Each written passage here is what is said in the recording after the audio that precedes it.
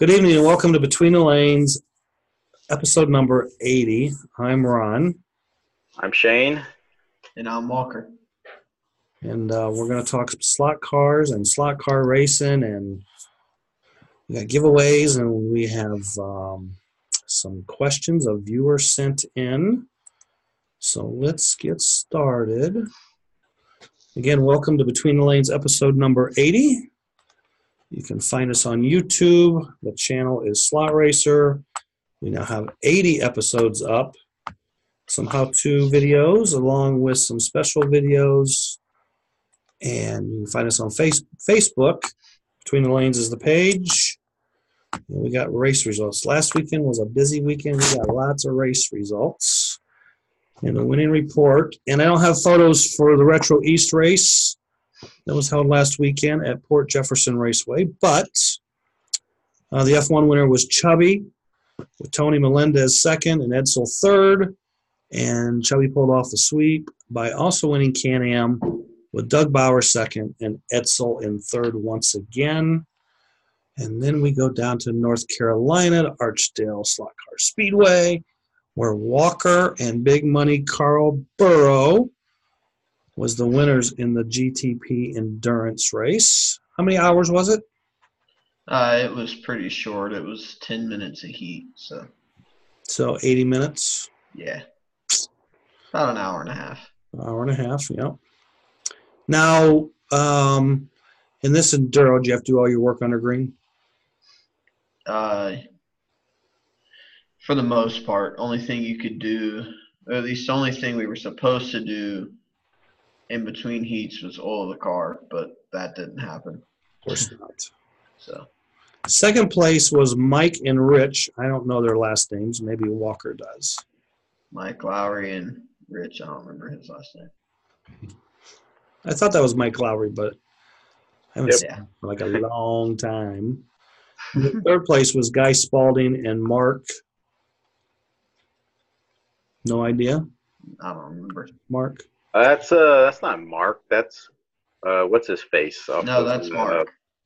No, it's not. You know what I'm talking Yes, it is. His name's Mark. The lap counter, the race results I seen, they said it was Guy and Mark. That's yeah, Mark. but it's also the dude from the movie. What's his face? Fabio. Who? No, it's a They movie. call him Fabio up there. He looks like one of the Hanson brothers from Slapshot. Yeah, oh yeah, that it does. A little bit. Hey, It's, putting it out there. I know. I'm trying to think of the damn movie, and I can't. It'll come to me halfway through the show, then I'll have a trip. We're going to move on. All right, carry on. So, on a more serious note, Slot Cars Are Us, the track, White House, Tennessee, hosted the second annual Jeff Hale Memorial Race for hardbody cars, and Nikki Formosa was your winner.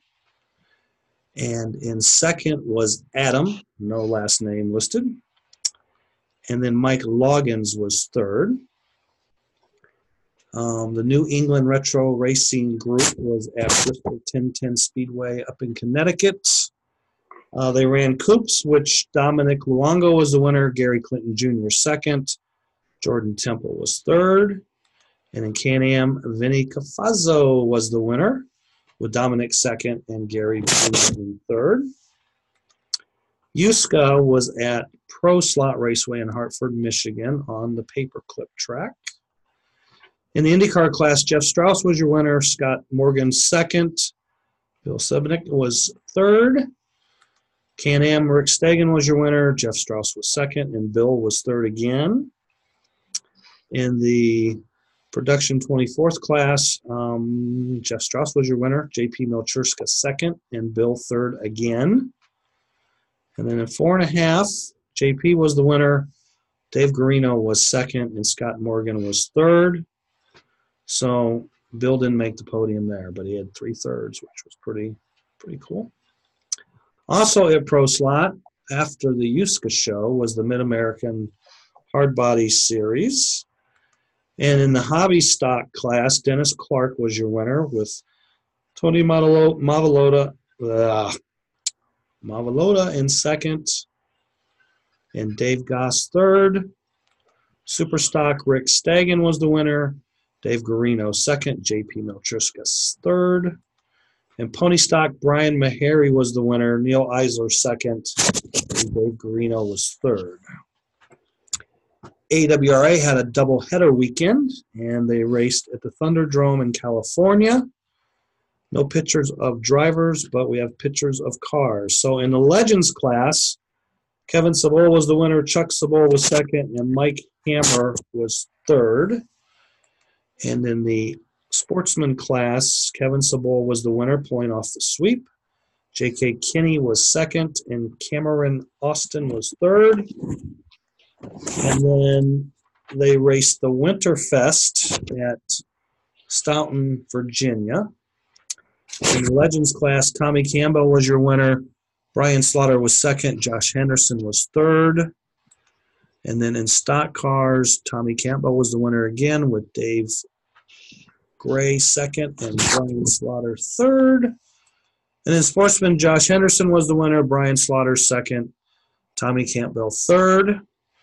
And they also said this would be the last AWRA race at Staunton, as the raceway is closing and the tracks are for sale.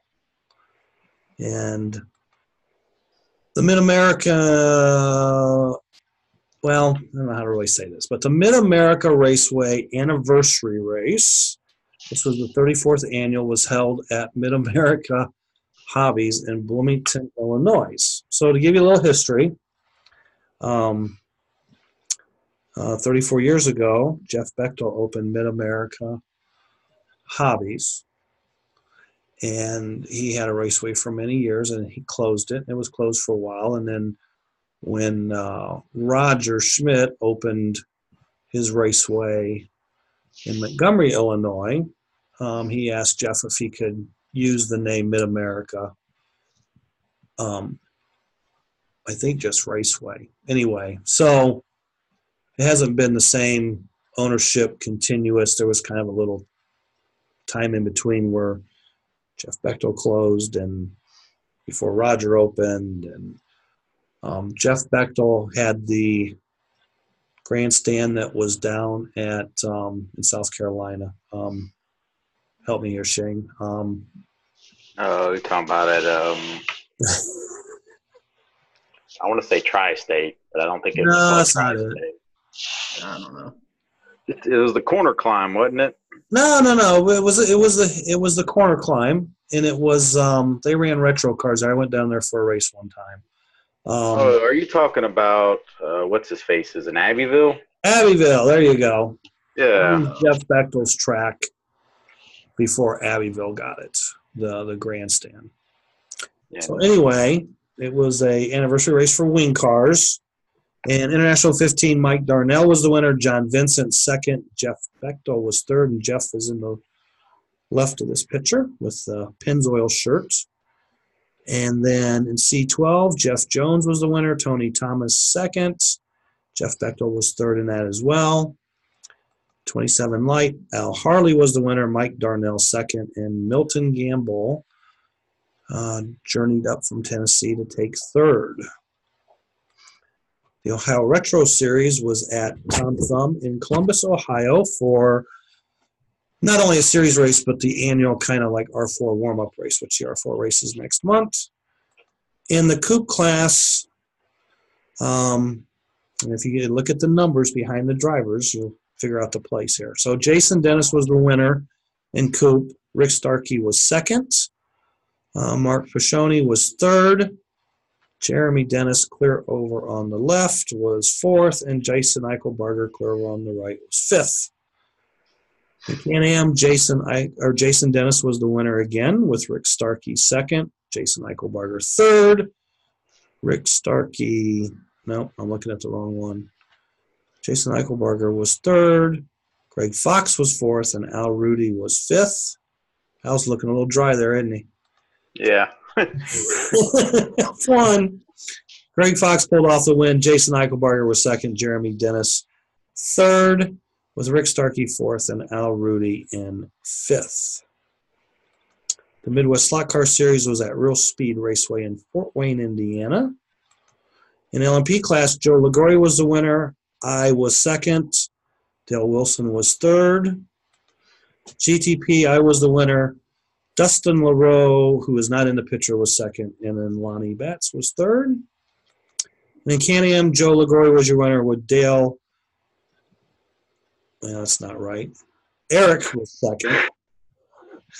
Eric's holding the white car. And I cannot for the life of me even think of what Eric's last name is. And then Lonnie Betts was third.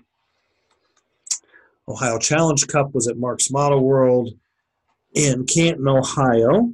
And this was the third and final King Track race of this year's series. So they had like this separate little King Track championship. And Justin Porter was the points winner champion of the King Track 3-race King Track series, I guess we'll call it. GT1B, Tim Burton was the winner. Gary Vineyard was second, and Tom Rowell was third. GT1A, Dave Gardner was the winner with Frank Ulbrich second and Greg Mayer third.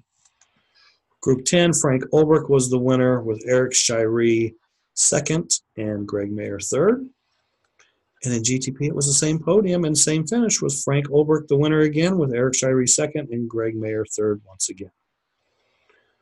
The Penn Jersey NASCAR Series, which I have no photos of the top three, was at Dom Raceway, which that's the old American hill climb down in Dom's basement that has had the crossovers taken out of it. Trucks, Matt Bruce was the winner, Jerry Herbert second, Jimmy Roselli was third, excuse me. In the Cup class, Jerry Herbert was the winner with Carmen V second and Randy Core in third. And that's your winner chicken dinner reports. And Walker? Wednesday, Tuesday. You're so funny. So this weekend, we have we have a fun race, the Fun Series race that John Austin puts on at Mid-America Raceway in Naperville. And we have the Daytona 500 race at Fast Alley Raceway in Fremont. We also have the BRS Retro All-Star race at HMS in Bellevue, Ohio. AWRA is in action. The Formula 2000 Wing Car Series is at Mid-America this weekend. The Gator Retro Racing Region is in action. The East Coast Flexi Series is in action at H&H in Hanover, Pennsylvania. And we have the USRA Nats warm-up race for the flat track, right? Yeah, LMP class on the Cobra and Okay. the GT12 and 124th Eurosport on the flat. So 124th Eurosport GT12 flat, LMP on the Cobra, and you're going to run stock cars, aren't you, on the Oval? Not this weekend. No, not this weekend. Okay. I guess Shane's going to go test. Testing. So we get in a way back time machine this weekend. And so when I was at the race at Fort Wayne, let's see, maybe you guys may not know this or not. So I think Shane knows this. I don't know if Walker knows this. And a lot of listeners probably don't know, and they probably don't care. But Fort Wayne, Indiana is where I grew up and started my slot racing deal. And so, like going to Fort Wayne's always like kind of going home a little bit. So anyway, I got a lot of longtime friends and, guys from Fort Wayne I've known for a long, long time. And I was presented with a gift this weekend from one of the guys that I didn't really race with Mike much. Mike was kind of racing when I was at Parma, and I would see him at races, and he was good friends with Bill Masters, the raceway owner there in New Haven, Indiana at the time. And he helped him run a series they called the ASA series. And but I would see Mike at the races. I would see him at places like maybe the Nats and then like TOA conventions, because Bill Masters was also the TOA president at one time during that time frame.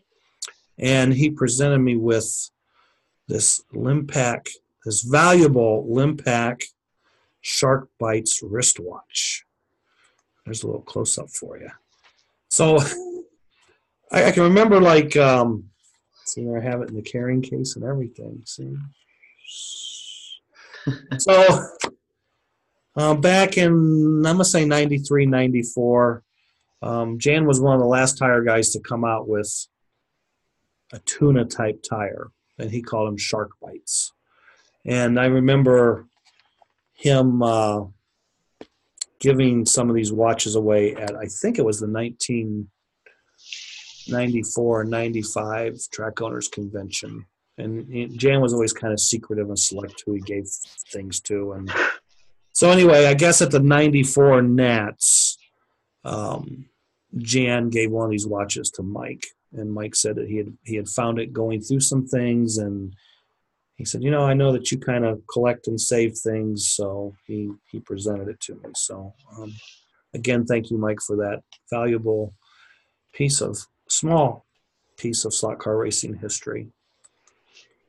And then, so the other day, this is kind of funny, Dan Myers sends me this picture on Facebook. He says, if you can find that post where Al Rudy says, I never beat him in a 132nd race, post this picture because here's the proof that I beat Al Rudy in a 132nd flat track race.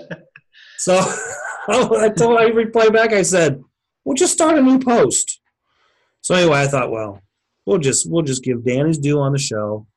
And if Al's watching, Al, we have the proof that Dan Myers did beat you in a 132nd race at Bristolville on the flat track. I don't know who was second, but he looks like he's surprised he's second. He's staring in his he's like, well, I really got second. Wow. Yeah. He's happy looking. Oh, Dan, he's standing tall and proud there in the center. I don't know about tall, but he looks proud.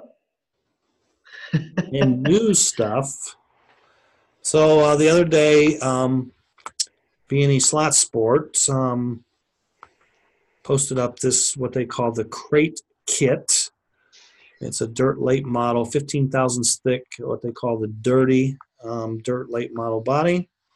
This car comes as a kit, has everything to build the car except for the crown gear, which seems to be a shortage of 1/8-inch crown gears out there. So comes with the body, comes with the chassis, comes with the front and rear tires, Pro Slot lead wire, 4001S Pro Slot motor, 7-tooth sonic pinion, the bushings, the guide, the braid, the spacers, the guide nuts, etc. to build it. All you need is crown gear, and there's a bottom view of it. Looks like must put some. Where'd we go there? That wasn't good. You broke it. Yeah. I don't know what happened. Anyway, so they must put some kind of piano wire brace to keep the body from the nose of it flopping down. And well, I can't go to the next view for some reason. But anyway, it's a pretty cool car when it's built, and they retail for $117. Raceway should be able to get them at the distributors. And I can't get back to the picture of the car sitting upright, but pretty cool little cars. If you wanted to have some kind of a spec type class, this could do it. So other than that,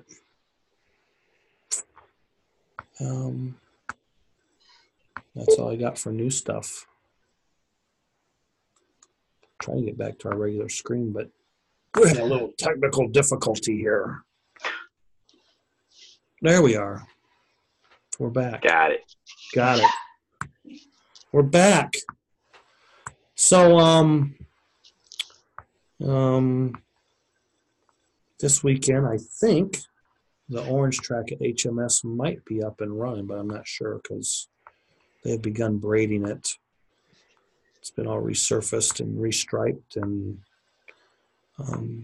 we'll find out this weekend. So I will be there. So Walker, you have these questions that one of our viewers sent in from, I believe, Australia, correct? Yep, they came in from Australia. So he asked me a bunch of questions. I'll just read them all now. Oh, Uh, all now. Well, I'm just list them all out. All How to right. straighten chassis. I'm gonna take notes. Okay. How to straighten a chassis. Okay. Body and positioning on the body. How do you know what tires are harder and softer in all brands? As that is kind of hard to find out.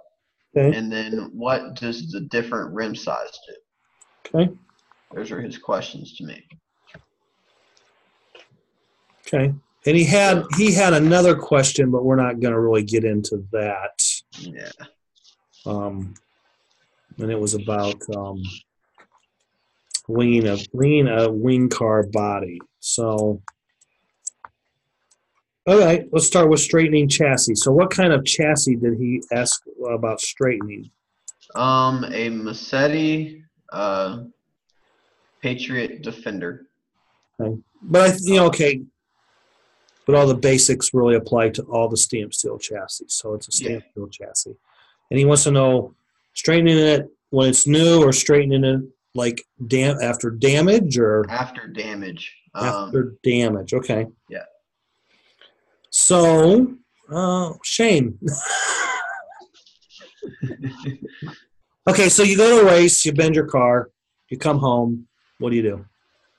I strip it all the way down. Yep. Leave the bushings in it. I don't put it on the plate, see where it's bent. If it can be salvaged, I try to salvage it. Sometimes I even put it back through the jig to make sure nothing's tweaked. Wash it with Dawn dish detergent and hot water. And then if she's all flat and square, I'll put it back together and she's ready to see another race. Mm-hmm. If it's got one of those weird bends, which some of them tend to get, then... So when you say you put on the plate, Mm-hmm. is that like a tech plate or? I got like a piece of flat, I guess it's Formica. Okay. Because pre-show we talked, Walker brought up a machined piece of aluminum or steel. Yeah, all this is just it's probably, I'd say it's probably 5 by 8 inches. Yeah. It's just flat. And I put it on there and check the corners of the chassis and everything. Yeah, because I use, well, okay, so if I come back from a race and I think my car is bent, then I would, like you said, strip it down. Yeah. Take the pan off the center section, straighten the center section out. I'll first check it on my tech block, which is a piece of Corian, for example. It's fairly flat. I'm not going to say it's 100% flat, but and then if I think if I still can't get it flat where it's teetering, or then I will put it. I have a granite surface plate that it weighs like 40 pounds. It's like 3 inches thick, 8 by 12, and you can buy them. I know you can buy them online. Like if you did a Google search for granite surface plates, and I think this thing was only like $50 or $60. They got them on Amazon too. The thing was 50 or 60. Yeah, I remember a few years back there was a big discussion about it one time, and there was a source that had these things really cheap, like $40-$50 a piece, and it was like another 10 for shipping or whatever. And that's what I guess that's my definite get her flat thing. You know what I'm saying? So, because I know I can get it flat on that, and maybe over my tech block I might feel a little, but I don't think my tech block is perfectly flat. It's close, but not. Yeah, you got to make sure whatever you're checking it with is completely clean. Make sure there's nothing on it, because if it's got a little bit of grime or something on it, that can change it. So then I guess, after you make sure it's flat, then you can slide it back in the jig if you have a jig, and make sure your rear end's still squared up and your oil lights are at the right height. But I've never really bent a Mazzetti car bad enough to say that's a throwaway, or usually I feel if I take it apart, I put it on my surface plate and it's flat, or I get it flat, I don't check the rear end in it because I know it's still going to be good. Yeah, I hardly ever check the rear ends in Mazzettis. I've never. But now, as far as the front wings, I've killed a couple of cars because of the wing. I was like at the enduro race. I seen some cars that were probably killed. I mean, they had nice curvatures to them. You know what I'm saying? The last one I killed was at Marks, the 4-inch NASCAR race we had. Remember? Yep. So, I've yet to kill one, knock on wood, but I haven't killed one either, but you run them a lot more than I do. So. yeah. Well, it depends on what you hit. Yep. the wall really hard. Or what hits you. Yeah, well, usually when you kill a car, it's usually because you came out and somehow wound up as a rider. Yeah. So then again, and then while you got to check your pan and make sure it's flat too. I mean, it's not just the center section. Right. Yeah. And get everything straightened back out, flattened out, and you put your car back together. And I mean that works for any type flexi car. It's just not Mazzetti or Champion or JK or Parma. I mean, it works for all of them. So. Yeah. And no matter how hard you try, you'll never get the stamp steel perfectly flat. No. Nope.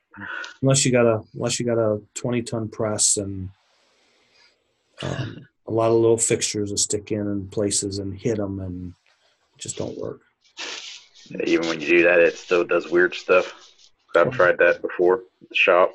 And like I was saying, pre-show too. I mean, just because your chassis, again, you're only going to get it so flat. You're never going to get it perfect. And even though it might have a little spot somewhere that makes the chassis rock a little bit or whatever, we don't run the bottom of our chassis on the track. Like when you get the guide flag on the tires and you get it up in the air, it doesn't matter if there's a low spot or something there.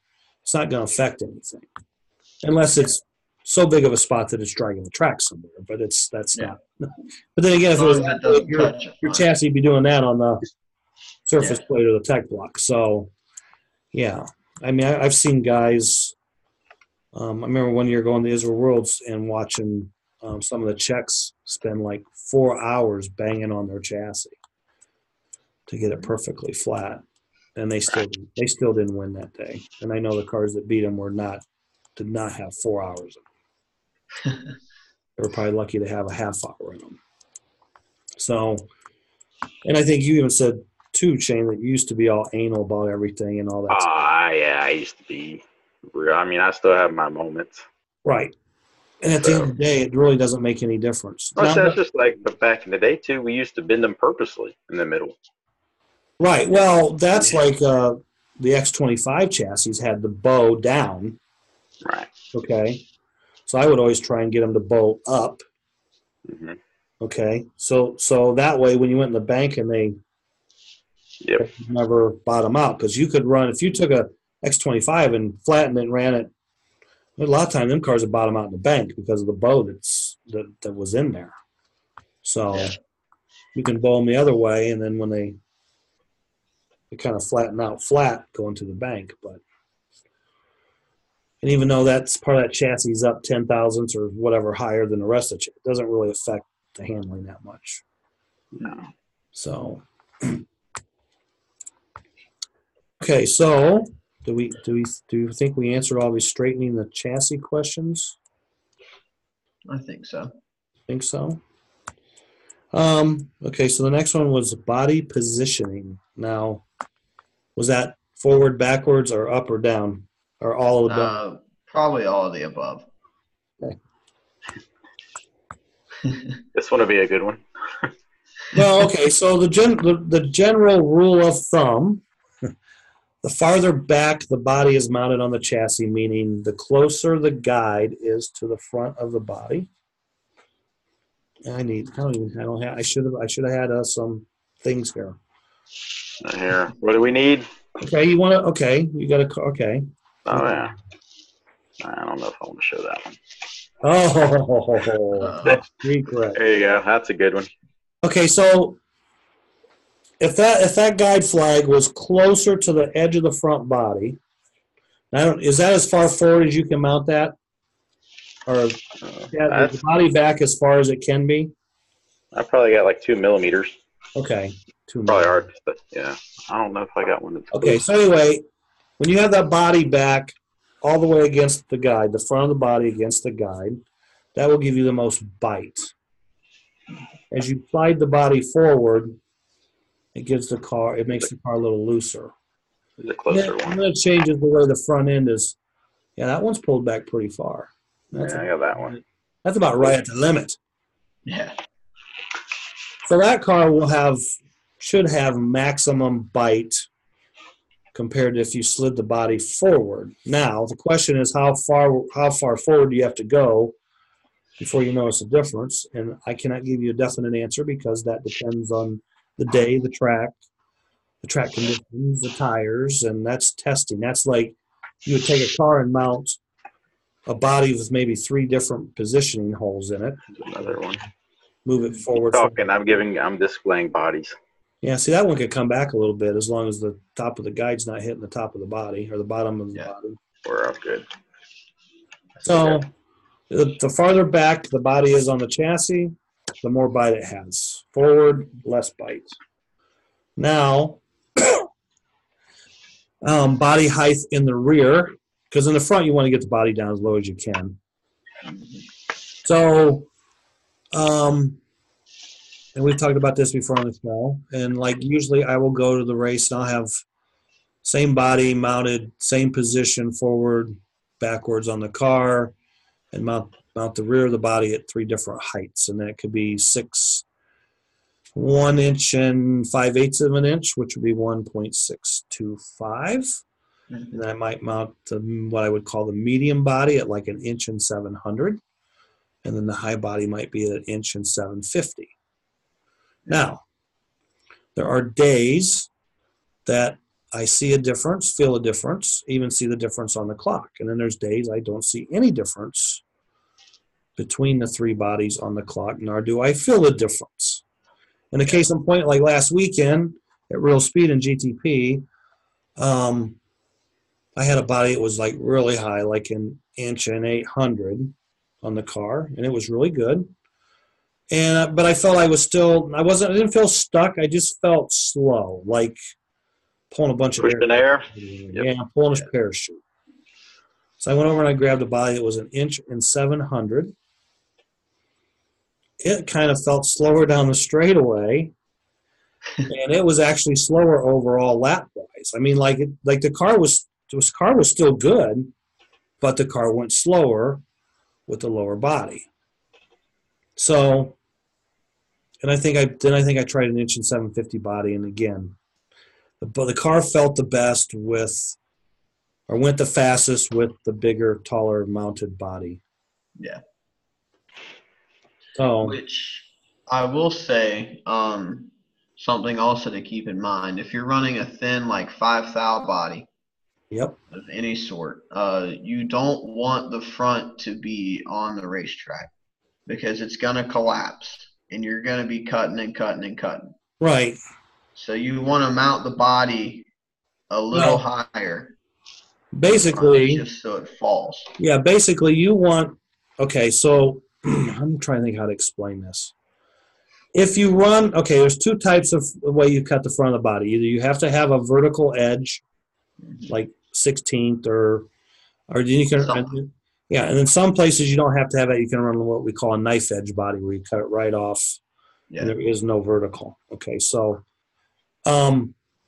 either way, again, it depends on how you mount the body, but because I do not use a body block, I do not use a recessed body block when I mount bodies. Shane's watched me mount bodies, and Shane can't mount a body the way I do it. And nope, you probably can't mount a body the way I mount mine. I can't mount a body on a recessed tech block. I'm sorry. I don't do recess anymore. It's just the way I learned to mount bodies, because we didn't have recessed blocks back in the dark days of slot car racing.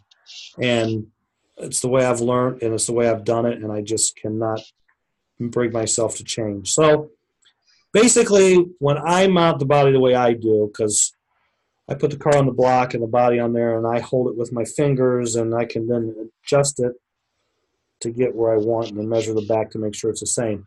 But the bottom of that front of that body, whether it's got the vertical or nothing, I always try and have that on the same, no lower than the bottom of the chassis in the front. Yeah. Got to be equal with the bottom of the chassis or a little higher, and that'll stop that collapse problem or that dragging problem. Yeah. Usually what I do, like, I don't know about with a Massetti because it's thicker, but I always did this with a JK.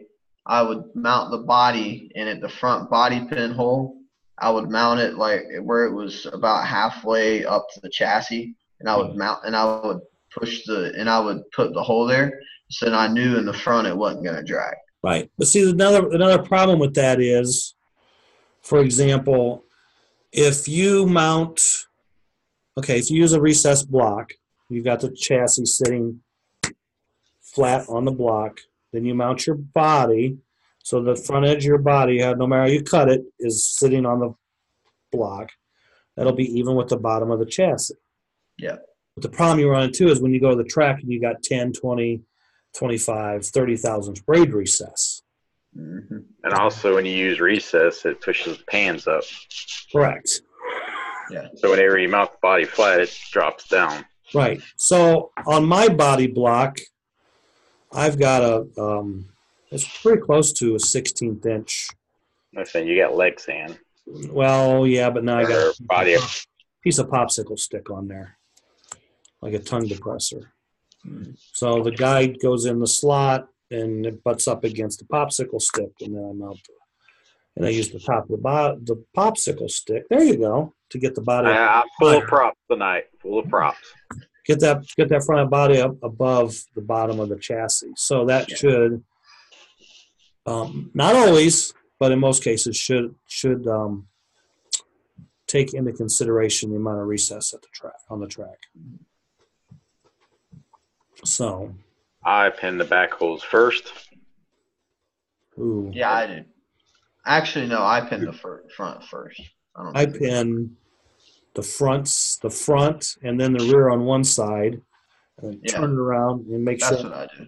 And then pound into the other side. I pin the back first, both sides on the back, and then I take the bottom edge of the body, run it along the bottom edge of the chassis. But I also have my pans taped. And then some companies make these body pinning jigs. I haven't figured them things out yet. Yeah, well, yeah, that's another deal I don't think I could do. I mean, if I sit and kind of like worked with yours more, but generally it's just I'm in a hurried amount of body. Right. Yeah. I think at the last race, what was it, the FNRS race, Concord, I had an amount of body. And I was like, hand me your thing. Let me see if I could figure it out. I was just like, I'll go back to how I do it. But I mean, I've over the years have changed the way I've mounted bodies probably 5 or 6 different times. Oh yeah. Well, and then the fastest person I've ever seen mount a body is, have you ever watched Bobby mount a body? It's like 1 minute there's a body, and next minute he's like, all right, I'm going to go test. It's like, how the hell did you cut the thing out? Some people are just faster at that. Oh, it's like 5 minutes and he's done. And I'm like, is it straight? He's like, here, look at it. And I'm like, yeah, it's pretty straight. Yeah, I'm like, did you reinforce it? Yeah, he's got reinforced. I have no idea. It takes me like, I don't know. I guess it's just me being so picky about how stuff sits and how it operates or whatnot. Right. I mean, I've gotten fast at it from doing so many. Because I'm usually cutting out 5 a week, so I get faster and faster whenever it comes to it. Make a jig. Make a jig. Then on Amazon, they sell these hole punches you could punch the tire wheel wells out with. Yeah, I was thinking about looking into one of those, but I just use I just don't know what size, and I'm not sure if you can get the body and the punch deep enough. Right. You know what I'm saying? To get the hole, I guess, high enough. If that makes sense. I just use my I got my little template and Sharpie, and you can use more. I have this that I use sometimes. Yep, and cut it out with curves in there. Yep. And then I have the stencils that we talked about, or you talked about in your body mounting episode. I usually just eyeball it. Well, that's how I used to do it. And then I've gotten pretty good at cutting circles. So. And then I seen somebody using it. Then I'm like, wow, that's ingenious. Yeah. I've seen people use quarters, and I use nickels to cut the front wheel wells out of my 4.5 inch cars. So yeah, there's and I was just thinking of something too now that I just forgot. Oh well. I remembered who the guy's name that I was thinking of earlier. It's McLovin off of Superbad. McLovin. Oh, okay. I'm Yep. McLovin it. Okay. Next question is. Oh, so okay. So wait a minute. So He got it. We reeled him back in. back on body positioning, the higher the body is in the rear, the more bite the car should have. Versus when it's lower, it will have less bite. And it will cut through the air better. Generally, in theory. Yeah. But then when you lower the body, you're also making the side of the body a little stiffer because it's lower, shorter. So when that's more stiffer in the back, you get more bite versus up high and flopping around more. Mhm. But I always reinforce all my bodies the same in the rear. So, but still, again, even if it's the same thickness reinforcement, and okay, if I got two bodies with 10 thousandths reinforcement in the rear on both sides, and I'm inch and 800, an inch and 600, that taller body's still going to have a little more side flex because it's taller to begin with. So I just wanted to put that out there. If it has a shark fin going down the middle from the cockpit to the rear wing, put a piece of tape on it so it doesn't spread. Or you put a staple. Or you can put a staple on it. Or you leave it. Or you can leave it. All right. Just because that's okay. So last weekend, for example, in the GTP class, Joe and several of the locals were running the Cadillac body. And I had one, and I was real happy with my B3. And Joe's kind of like, well, you should try a Cadillac. Cadillac's faster than the B3 because Cadillac was faster for him than the B3 on his car. Yeah. So I went over and I grabbed a Cadillac and I put it on my car. And it was as good as the B3 everywhere except the top turn. Well, my car wanted to rattle coming off the top turn with that body. And then, of course, I went slower because the car was rattling. So I put the B3 back on and was going back as fast. But the car, it didn't make no noise through the top turn. So I got rid of that chatter and that rattle. It's had that chatter at Concord for the Mad Fast race. Only in the red lane. Now, see, I could have left that body on and started going through different tires to get rid of that. Yeah, it was just shorter, so that's what produced the chatter. But I just was like, you know what, this way is fast and That's like a tri-state. Remember, we were running and practicing and trying, and I put the Cadillac on it, and I was just like, hey, there's the number. Cadillac was better for you that day. Yeah, and I came out and I was like, hey, did you try it? And you're like, no, not yet, but I can. And I did, and I didn't like it. Yeah, I like it. It's just amazing how much the difference in shape of a body makes. Oh, yeah. Oh, yeah. Everywhere I go, I always try a Cadillac. Not everywhere I go. Always. That's like one of Walker's favorite bodies. Yeah. He cries if he can't race it. Like, even right. if something's better, he cries because he doesn't get I'll still run the Cadillac. He doesn't get the, what is it, driving dirty in his Cadillac. Hey, I didn't get a Ron Hirschman promotion for winning that race with a Cadillac. Promotion? Yeah, or on the out of sight page. Congratulations. You better go look. Really? Did you actually post it? Because I didn't see it. It's there. Is it? Sweet. Yeah. Yeah. Running a 10-year-old body. Oh, it's older than that. Yeah. My favorite. All right, so the next question was tire hardness. And softness. Softness. So I guess the question is, he goes to I got my prop ready. Oh, wait a minute. So I guess the question is, he goes to his raceway counter, and he sees all these tires. Yeah. And he doesn't know which is the harder ones or which are the softer ones. I am assuming so. Okay. Well, we'll start there. So I don't know where to begin. If it's okay. You could make it simple and easy. Well, if a tire is just marked like tuna or piranha or Natural. that is the softest. Yeah. If it's marked treated, it's firmer than natural. If it is marked wonder, it is harder than treated. So basically in slot car racing, we kind of have, well, in general terms, we have three types of tires. Yeah. Natural tires, which are the softest. Treated tires, which are treated natural tires, which makes them a little harder. And then we go to Wonder Rubber.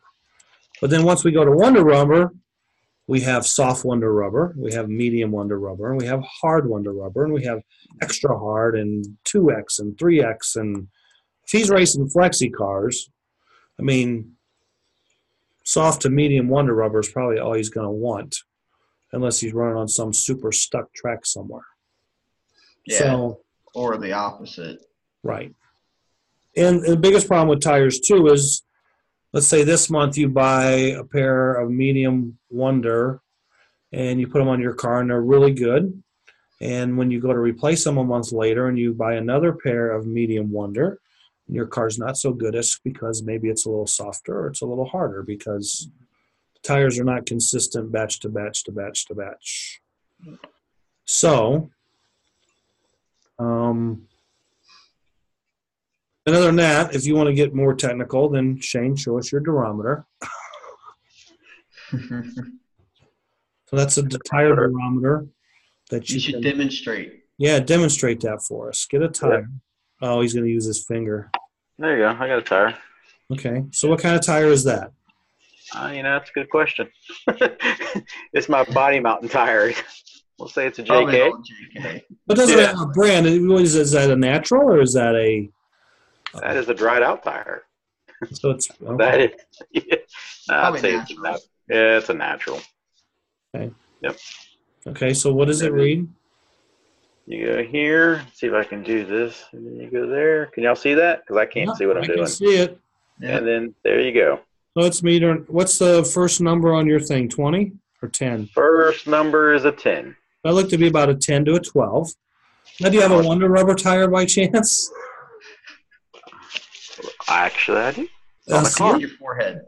So that was a 10 or a 12. Yep. Okay, here we go. And this is a Wonder Rubber tire. All right, let's see if I can do this without dropping this thing. I don't want the. There you go. Oh, baby, that's like if the next number is 20, that has to be about 25. It's 26. 26. Yeah. We're just talking round numbers here. So that Wonder Rubber tire is like 2.5 times harder. All right, we have another softer Wonder Rubber car too. Or would that be 1.5 times? Giving away all my secrets. These are the cars I'm testing this weekend. So now what are we showing? This is a softer Wonder Rubber tire. Okay. Are you ready? We are ready. Can we see? We can see. All right. Well, that looks to be about 25. It's above 20. Let's see. Move a little bit, yeah. Hang on. About a 22 to 23. 22 to 23. So. You writing notes, Walker? That's all right. Well, yeah, because your Wonder Rubber on the other car is probably a medium. Which, like, for example, on my durometer, a medium Wonder Rubber usually reads 20/22. And a soft Wonder would read 18 to 20. And that's the thing, too, also, is a couple points difference. Everyone's durometer reads differently. What reads 10 on mine could read 30 on mine. On your, So you just gotta get a durometer, and it's a reference tool for yourself. Let's see if I can find them. All these tires here are all. And another thing is, like, say you go to a handout tire race or something, and you have 3 or 4 pair. Yep. Go through them all with your durometer and match them all, so that you know, like, say you have one set, like we did this for the Flexi Flats. Like I had one set that punched 14, one was 13, one was 12, and then one was like a 14 and a 10 or something. Right. And so I matched all my tires, and you can tell the difference between each one whenever you try it because they're all different hardnesses. Okay, so let's say I am going to run on your King Cobra or a King track, a bank track with a big bank. Let's say I only have one pair of tires. Yep. And one tire reads 10 and the other one's 14. Mm-hmm. What do I do? You put the hard tire. Actually, you just throw them away and find more tires. Let's say no. Let's just say that you got that one set of tires and you got to run them because either the race is no more or you don't want to spend the money. Dang, making me give away more secrets. That's what this show is about. What I would do is put the hard one on the gear side and the softer one on the opposite side to start. See what happens. And then if your car is a little too loose in the donut, then swap them. I like your swapping thing, but I think you want the harder tire on the outside in the bank. So that would be on the opposite gear side. Yes, but like you said, run it, swap it. Yeah. Because it runs faster. So I think I'm trying to think. It wasn't at your place. I was at an oval race not too long ago. I went out and ran, and I didn't durometer the tires. I just knew that I was going to run some untreated tires, and I was going to run these. I put them on the car, and I ran the car, and I thought the car was pretty good. And I thought, let's just swap them.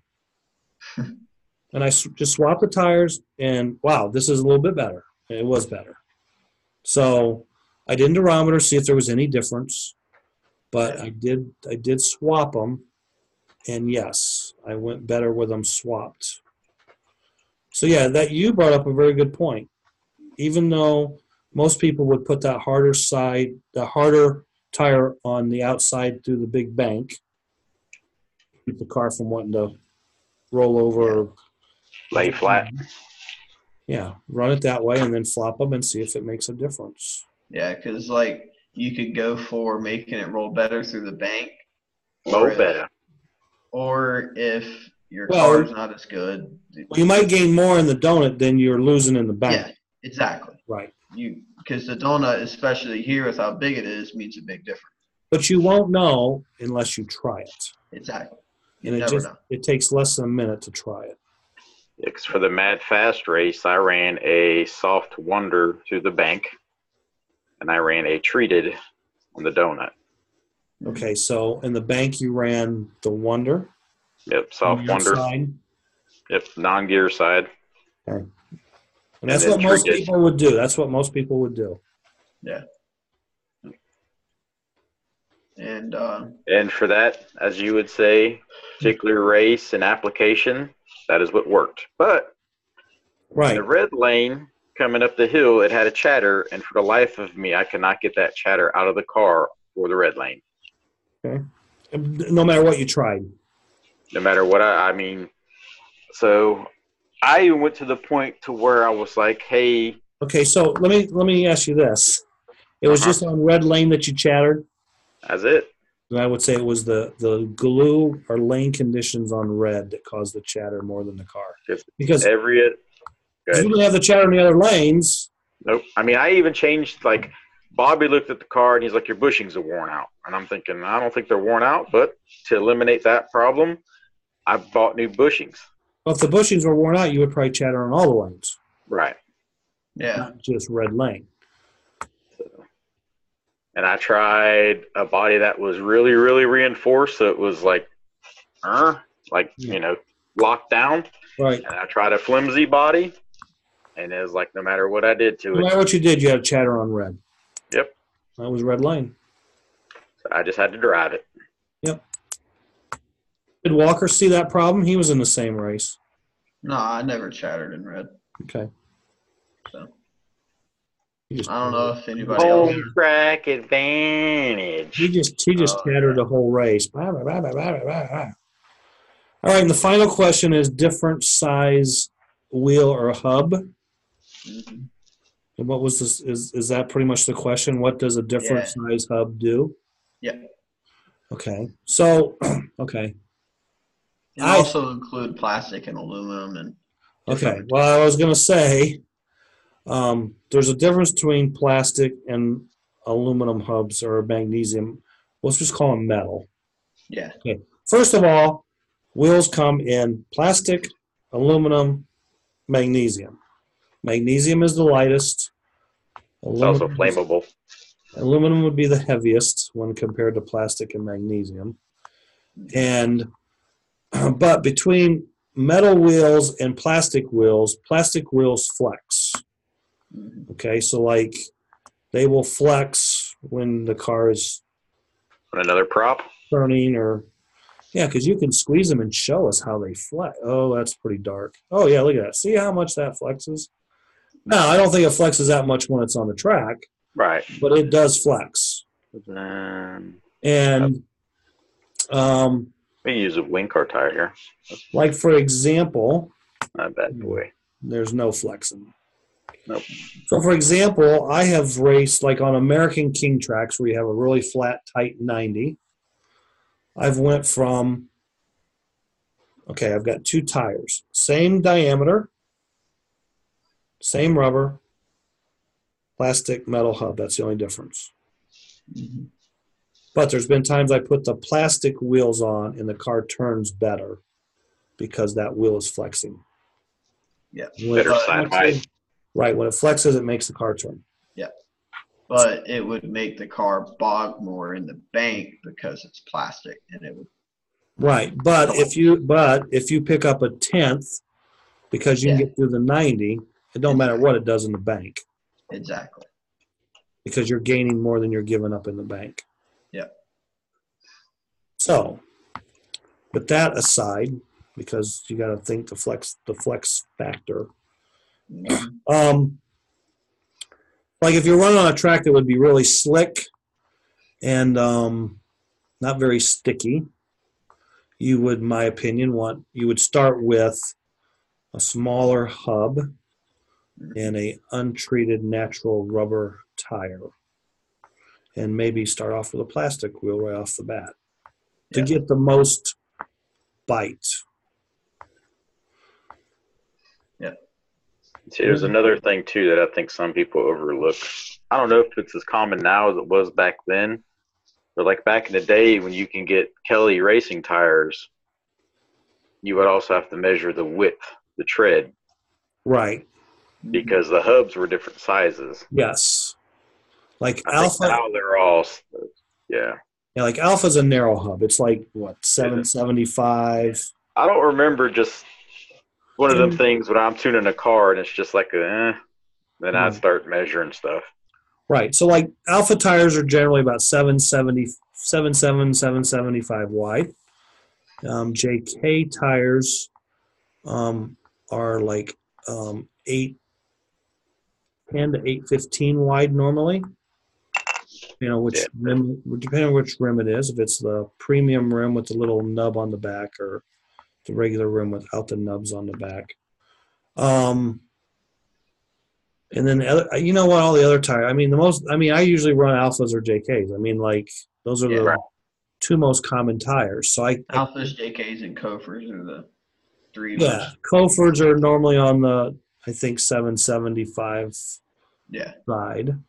So I still got a handful of Kelly tires from back in the Kelly days. Right. So with that aside too, in general terms, the smaller the hub, the more bite. Yep. That's what I always find. And bigger the hub, less bite. And if the track is really banked and really sticky, you will probably normally run a bigger hub. Whether it be metal or plastic. Now, like okay, so like let's talk retro cars. The small hub JK Medium Wonder is a pretty popular tire at most places. And then sometimes guys will run the Alpha Medium on the metal hub and find those to be maybe a point or two harder than the JKs. But again, you're tuning. So, now on flexi cars, again,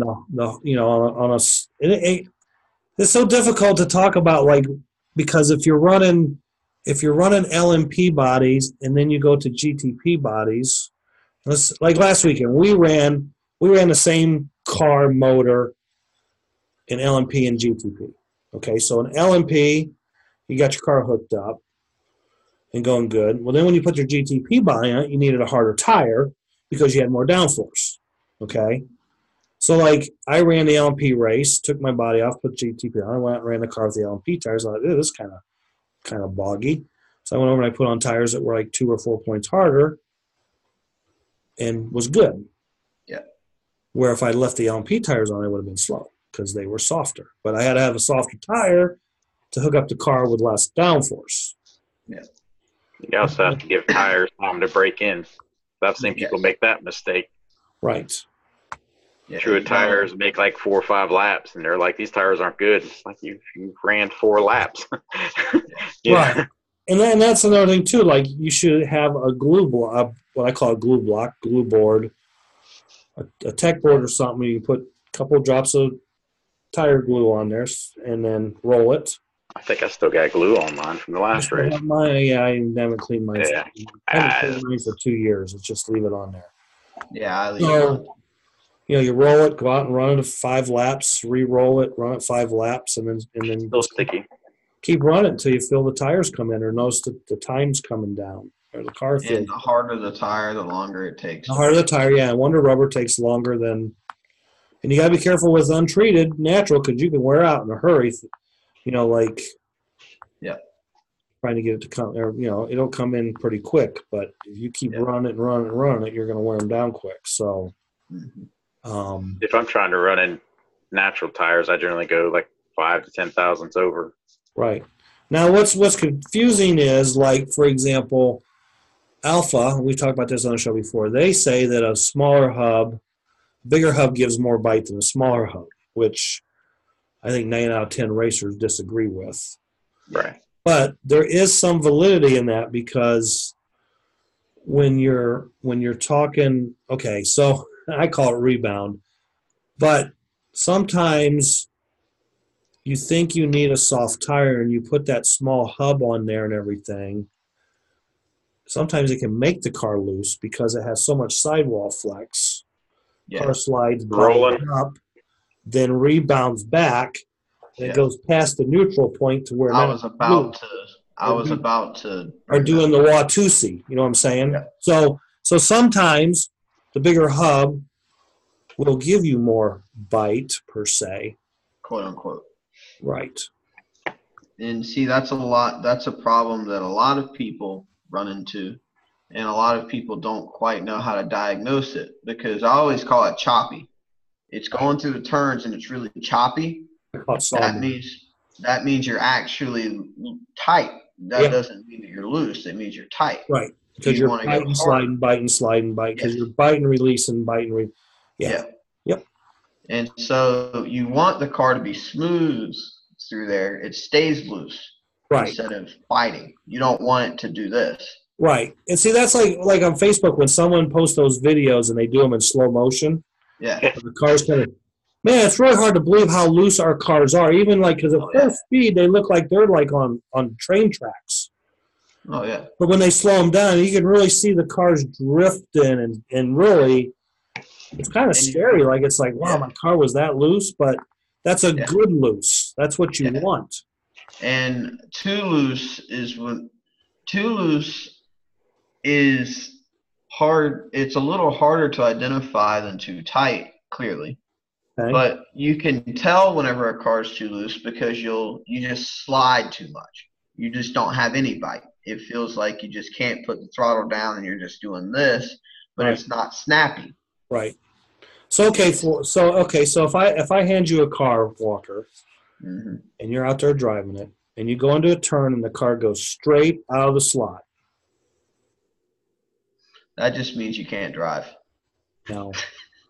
If your car goes straight out going in a turn, what's that tell you? Tight. Tight or too much bite? Too much bite, yeah. Now, if your car goes through and halfway up the donut just spins out, what is that? too loose, like too hard. Or you go to the Facebook post that says, if you hit the wall with the front of your car, you're tight. You hit the car with the back of your car, you're loose. You're loose. Yeah, like, and the way I've always explained it to people, because it's the easiest way to explain it, is if you come out at the beginning of the corner, you're tight. If you come out at the exit of the corner, you're loose, for the most part. Okay, so halfway through the donut, your car tips out. What's that? Well, a lot of things, really. If it's tipping, let's just say it's tipping, it could have a too high of a ride height. So let's just say everything's right. Okay, let's just say you're over there running your car and you're changing tires. Mm-hmm. You went out and your car was going straight off and going in the turns. And you say, "Oh, I'm too soft, too much bite." Yeah. I put on my next set of tires.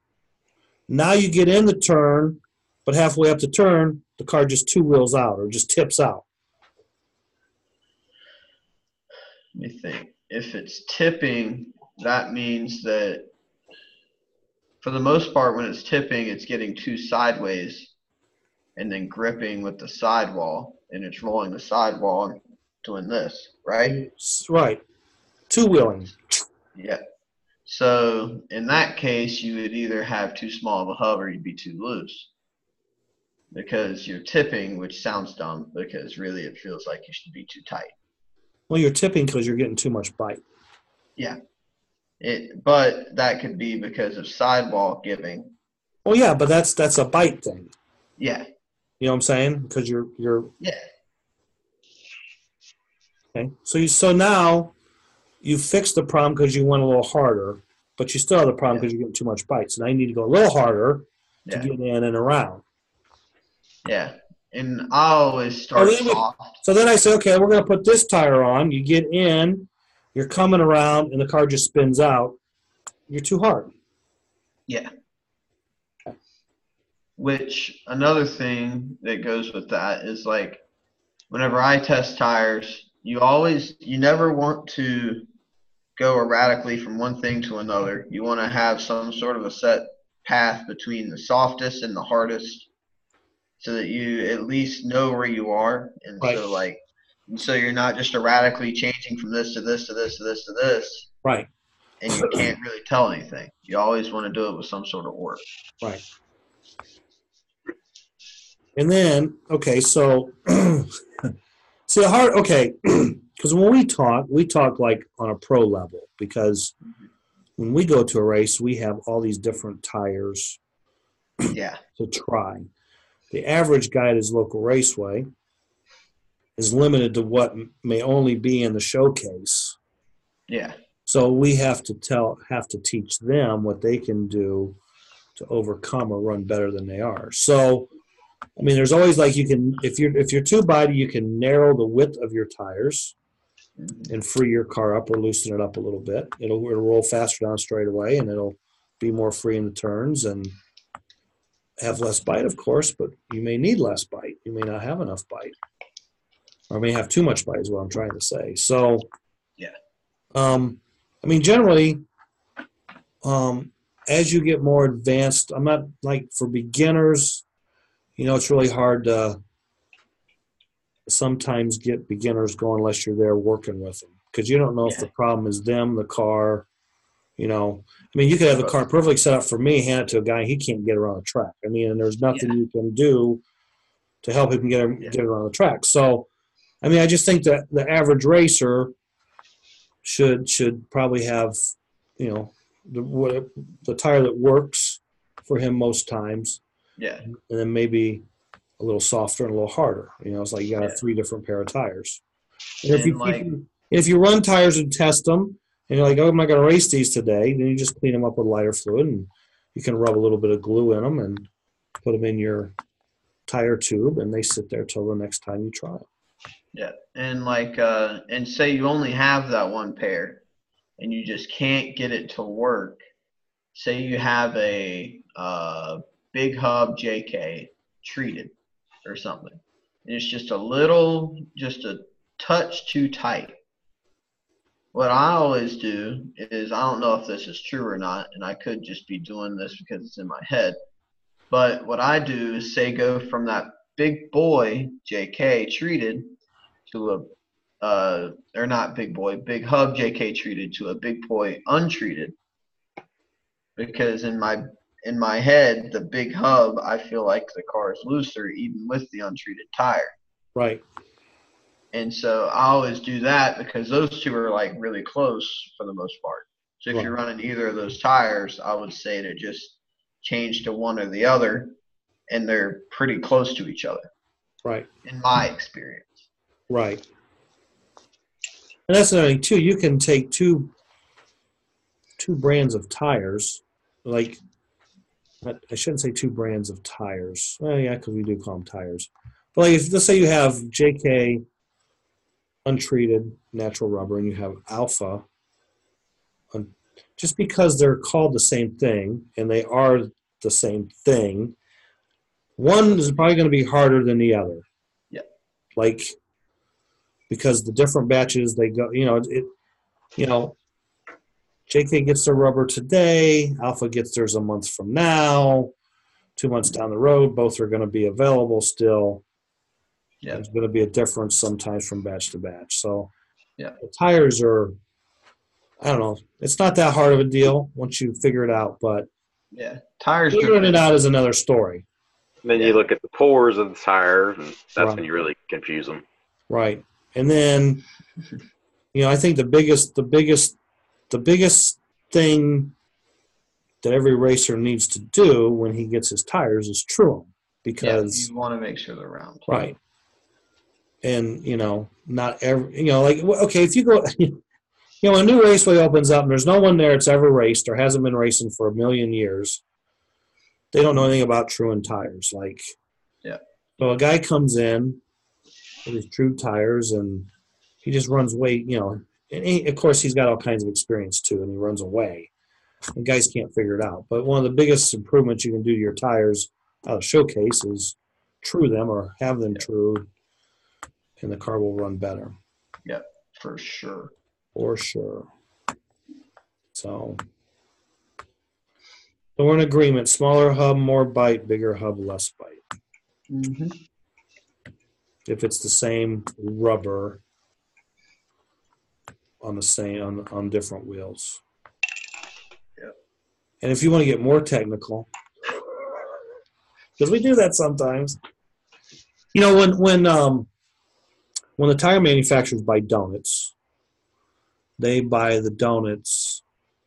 They're always okay. There's different ODs of donuts if they're making drag tires or they're going to make regular road race tires, but the IDs are different in the donuts. Okay, so if I don't think there's any tire manufacturer that has small ID donuts for small rims and bigger IDs for bigger rims. Like, for example, if you're going to use 400 diameter wheels as your small wheel, you should have a donut that's got an ID of like 350 to 370. Okay. Yeah. Now, same thing on the 500. If you have a 500 hub, you should have a donut that's got an ID of 460 to 480. But a lot of manufacturers will just order in a small diameter and use that for both sides rims. Yeah.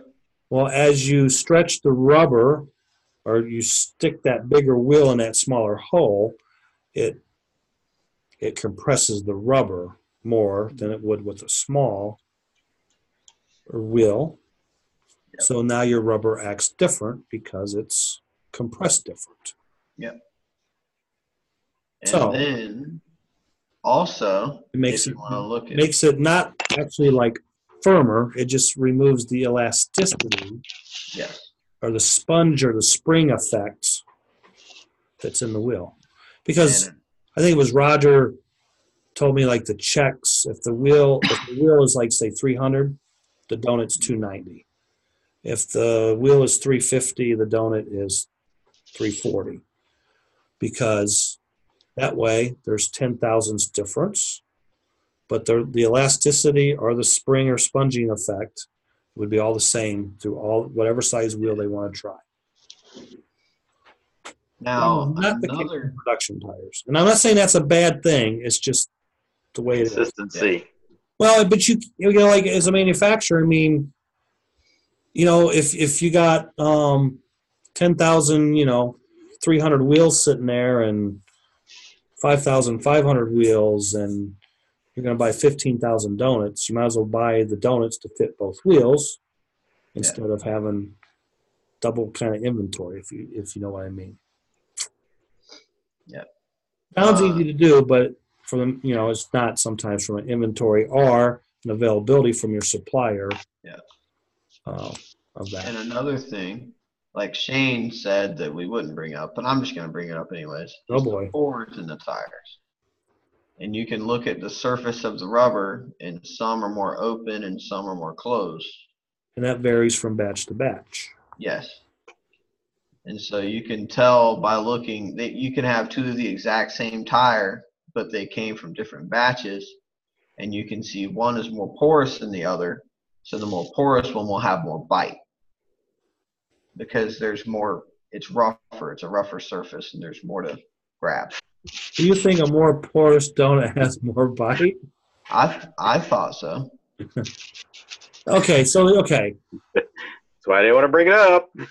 That's why I didn't want to bring it up. I thought it was that way because it's okay. So here I'm gonna give you an example. If you take like what they call the premium donuts, there's like no pores. Yeah. Okay. Right, Shane?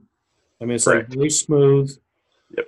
And if you compare it to like the other rubber that's basically available, when you mount it and true it, it's more porous. That's what makes the premium rubber premium, because it has less pores in it, or it's closed cell versus open cell. Okay. It's the open cell. Okay, think of it this way: if you have let's just say a round tire, and on the contact patch, it's perfectly smooth. That'll give you the most traction. Yeah. Now, if you start poking holes in it, everywhere there's a hole, that's less traction on the surface. Okay. It may go faster down the straightaway, but it will not have as much bite in the turns because you have less surface area to rubber. Okay. That makes sense. So now All right. Walker's learning. Oh yeah, I've got people I always texting me. thought the other way. You got people texting. Yeah. That was a good.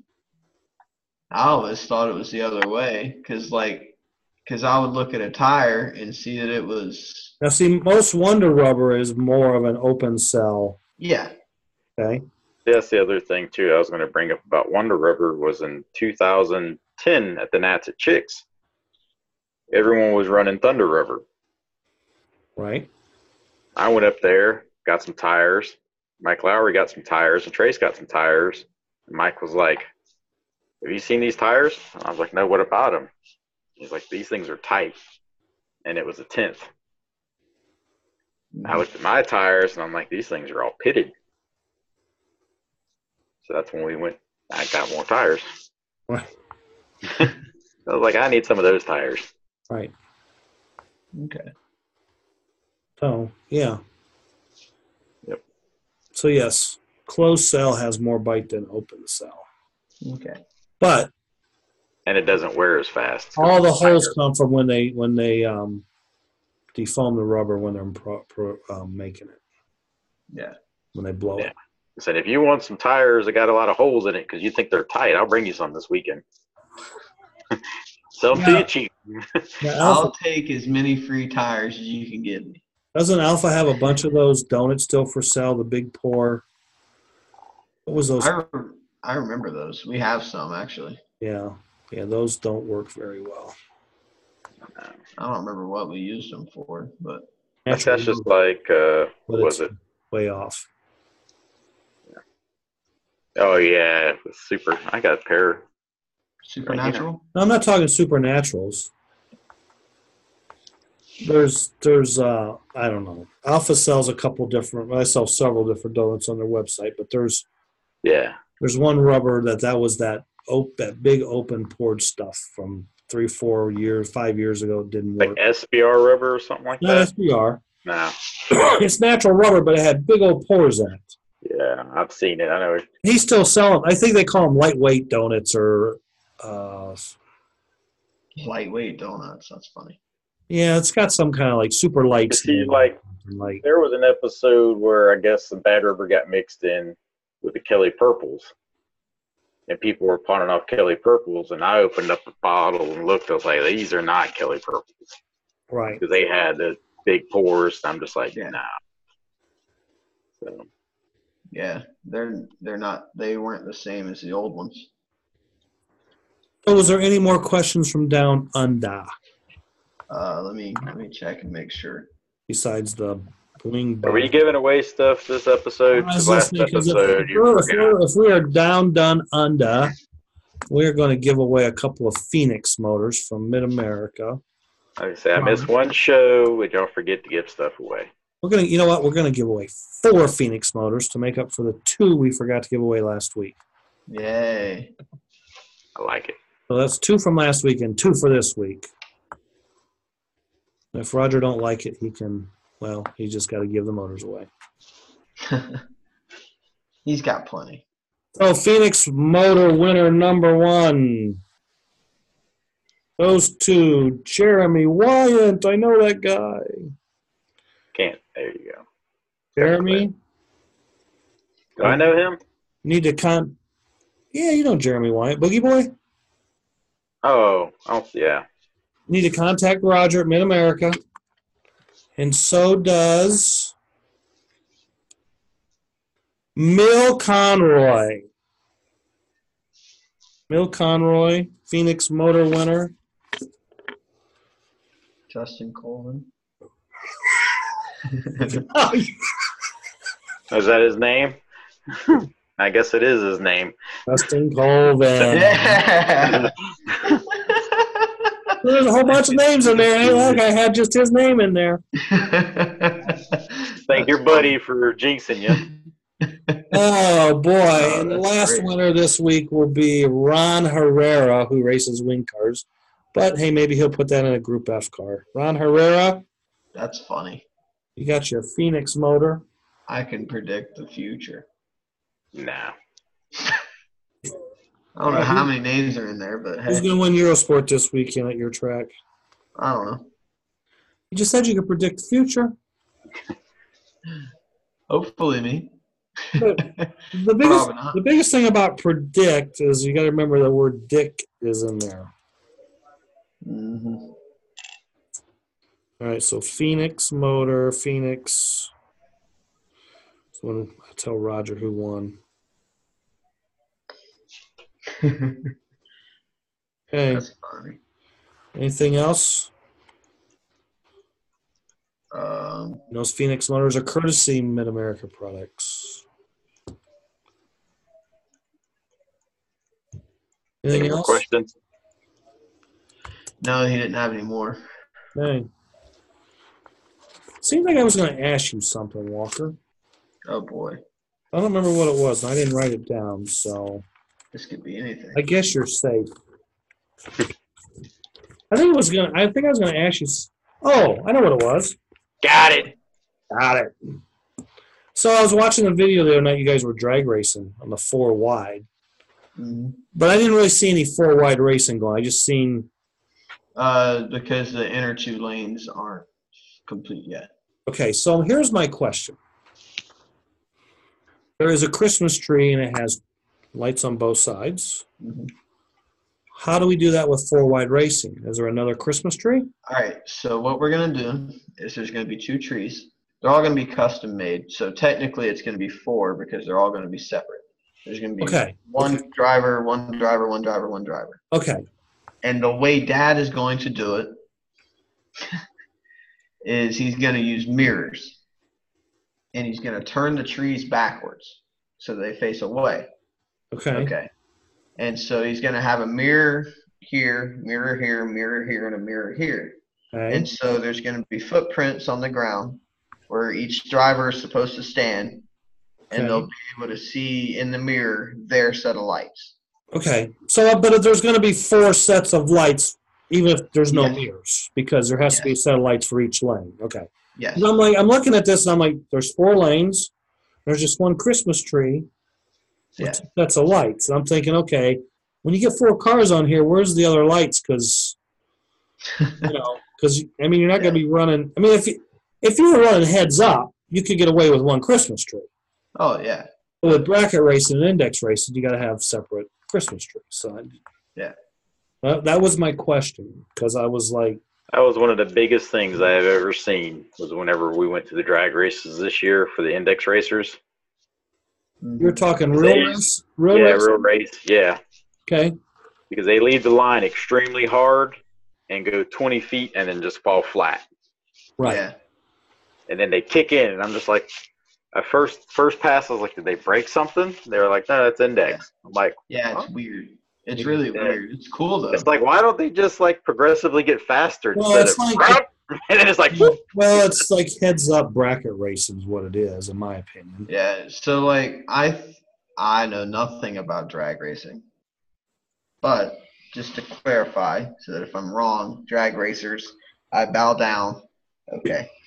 But I feel like that if the cars left, like if the cars left slow and then slowly got faster, it would hinder them somewhat on having some sort of good tree because their car would leave quicker. I don't know. I You're feel like I talking would about- probably change that. You're talking in real racing? Real racing, yeah. Okay. I feel like that might be it. And maybe it's a rule. Like, I don't know. It might be a rule. Don't know. I don't know. But I know that there was a slot car controller out for a while that you could do that with that had like a screen and everything, but it got banned. It had like a whole computer, all that Oh, crap. yeah. Delay Converter box. box. Yeah, or a delay box or whatever it's called. Yeah. Yep. Yeah. Well, I think most index cars in real life run faster than the index that they're running in. So they kind of, Oh, yeah. they're sandbagging to not Yeah. break out of their index. And But they still can stay run. ahead of the guy next to them. Yeah. And probably, I mean, the cars that they run probably go like the fastest index Right. at like full speed, and then they just change their computer to where it doesn't Right. do that or something. Yep. It's pretty cool. All right, so what's the magic word of the show this week? Are we going to go with tires or are we going to go with chassis? I don't know. Or are we going to go with drag racing? Let's stick with road racing. Nothing against drag racing, but Yeah. Let's just go with tires. tires? Can you think of anything better? Rubber? No. Tires. Down under. Tires will work. Australia? We can Can't do spell Australia. That's where the questions came from. Yeah. Australia. Kangaroo. All right, Australia is the magic word of the week. Secret word of the week, not magic. We could have a magic word of the week too. That'd really. Magic. All right, so you guys are racing at the Nats warm-up race this weekend. Good luck to you. And I'll be at the Retro All-Stars race. And hopefully the orange track's up and running. That'd be cool to get some laps in on it. But if it is, it is. If it isn't, it isn't. And until next week, everybody have a good week, a good weekend. If you're going racing, be safe. Use some of our tips. Maybe it'll make a difference. And Walker's saying bye-bye, so say bye-bye.